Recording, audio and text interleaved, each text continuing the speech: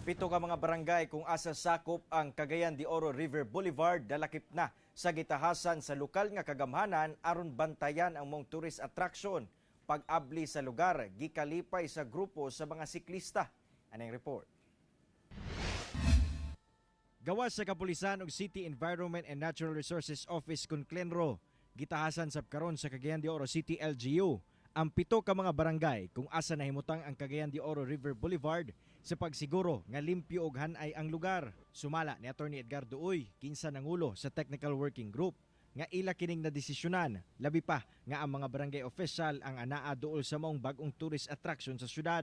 In fact, sa gisugyot na to nga executive order, papilgid sila kay aron official gid ang ilang participation lugar. Gidugang sab sa Technical Working Group nga gitugutan na karon ang pets nga makasulod.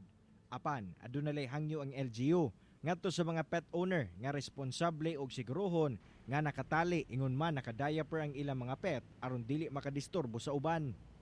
Gitugutan sab ang mga siklista nga makasuroy sa lugar. Kami hinuon ang mga siklista nakaingon gid mi nga isa pod sa among pabor nga makapadagan mi sa amo ang bisikleta bisan pa man sa kainiton. Sa karon ginatun-an sa lokal nga kagamhanan kung unsa ba ang angayang ipangalan sa boulevard.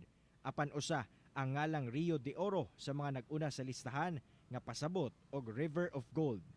Panawagan karon sa Cagayan de Oro City LGU ngadto sa publiko nga siguraduhon ang kalimpyo og katsada niini.